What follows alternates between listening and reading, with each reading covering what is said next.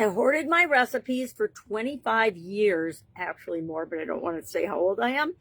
And it cost me dearly. Sharon Horne-Ellstrom here. Welcome to day 189 of our Supersize You annual challenge. Today I'm talking about, and all this month we're talking about contribution. And today I'm going to share a tool called the 7Y tool, primarily because I do it every month. I usually do it on the 7th, but it was after videos were created yesterday that I remembered, oh my gosh, it's actually the 7th today. So today we're going to cover it because it's one of those foundational tools that if we understand our why, our reason for doing something, a reason something's important to us, a reason we need to solve a problem, and a deep-seated tied to our core values reason, we are 99% more likely to follow through, take the actions we need to take to solve that problem, get that goal, than if we don't. And I started a new coaching program a couple of months ago, and I did not do this, which is amazing because I know to do this on every big project I'm involved in. And so I'm rectifying that today with the 7Y exercise. Why do I want to participate in this coaching program? What is it that I want to achieve in it? And etc. And if I know why, by asking myself, thank you, Green Dociosi. I've been hanging around scalers too much. Cook balls, book calls.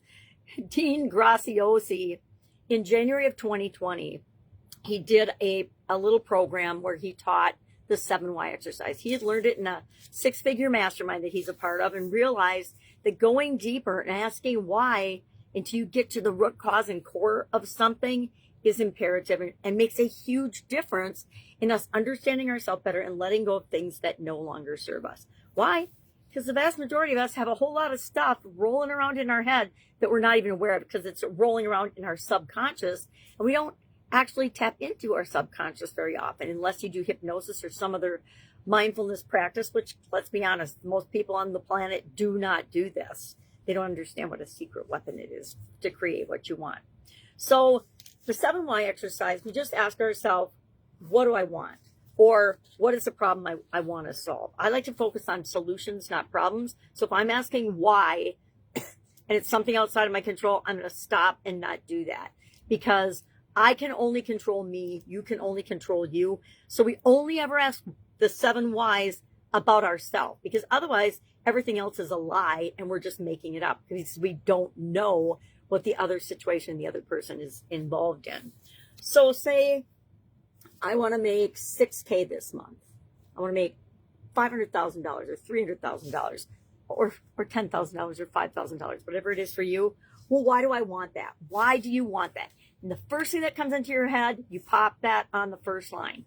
Then you ask yourself, well, why do I want that? And the first thing that pops into your mind or your head, you write that down. And you do that 7 layers deep. You ask it 7 times. I've been known to ask myself 10 times or more because I know that there's more to uncover and that I'm really not at my root cause yet, my core value. And so I challenge you to do this today as one of our action items. We're going to have 2. Nobody panic. We got this. Because that'll only take you a couple minutes. If you seriously write down the first answer to each of the layers, it goes really, really fast. I can do it almost in my head, but I like to write it down when it's something important for me. So let's get back to our topic of knowledge and hoarding knowledge. Knowledge, like hugs, I said yesterday, is only good if you don't keep it, meaning you give it away and you share it freely with other people. There's so much scarcity and lack on our planet.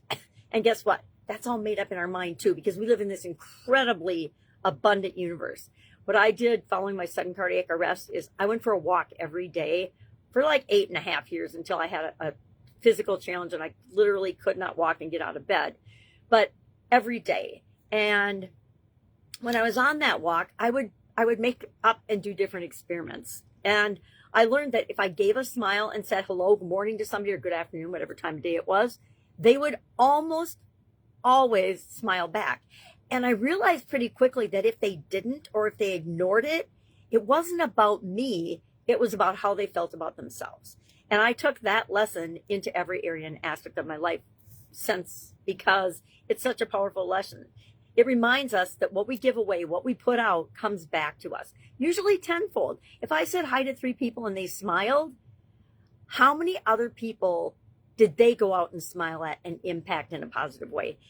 We do that with our knowledge. We do that with our wisdom. I was going to say, if you want my DeBruzzi Italian food recipes, guess what? I'm still hoarding them. I'm not hoarding them. They're copyright protected for a reason. But if you were interested in that, hit me up and we can talk about it. You have expertise that others desperately want. Every single one of us has a set of knowledge and wisdom that nobody but us has. And by sharing that, we attract the right people to us in our life, in our business, in our relationships, in our experiences. And it just makes everything so much better. Thought leadership and generous teachings create impact and opportunities simultaneously. Because when we're sharing things, and I learned this when I was doing a presentation, and I learned this because I shared all of the insider secrets that I'd learned in a particular industry. And out of that came 10 brand new high ticket clients. Pretty exciting. Now, that was another reinforcer of when you share what you've learned with other people to shortcut their learning process and their learning curve, that is extremely valuable to them. So that's pretty much all I do these days, is share information and share things that I've learned and figured out.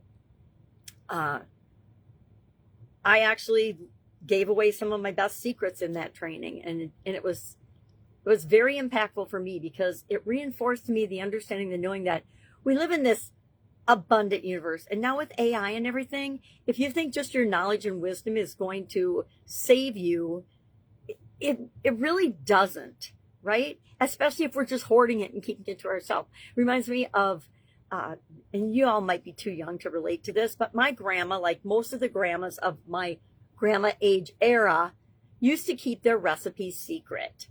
And my sister, my youngest sister, wanted to learn how to make my grandmother's cutout sugar cookies, which she does to a T now. They're fantastic. But she literally spent years going back and forth with my grandma, trying to uncover each of the secret things that she did that nobody else did. It was interesting to watch, but it showed me that, and I experienced this in corporate America, I experienced it in the business world, I've experienced it in about every industry I've ever been involved in. There are people that are generous and givers and give freely of their information and knowledge and wisdom and share their lessons learned. And there are people that still hoard that information, and you can tell the difference in the trajectory of their careers. Those people that are open and honest and giving and sharing, advancing their careers much faster than the people that hoard their information, unless that's the culture of the organization. And then that, we always have to go with what the culture of the organization is. All right. So what are we going to do today? We are going to share something, share a piece of wisdom, a lesson learned that we've had along the way in our life, in a post, in a phone call with a friend, whatever feels low risk to you, and then see how it makes you feel after you share this, right? And don't just pick a random friend and call them up and tell them a random thing. Share something that matters so that you really get to experience how it feels to share a part of you and have that received in the way it's meant to receive. Now, if you're scared and you're hoarding it and you've got all kinds of negative energy around it, you probably won't get a great experience. But if you're open and honest and curious and excited and share that piece of information, see how that feels. Report back in the comments below. Done. And then after how did it make you feel? What impact was there of that? Like I said, did one talk, got 10 customers. That's why speaking is so important. And I am going to find a way to create a signature talk. I'm actually in a program right now that does that. All right. If I can help you in any way, what do? Reach out and ask. Otherwise, go out, make it an amazing day, and I'll, of course, be with you tomorrow.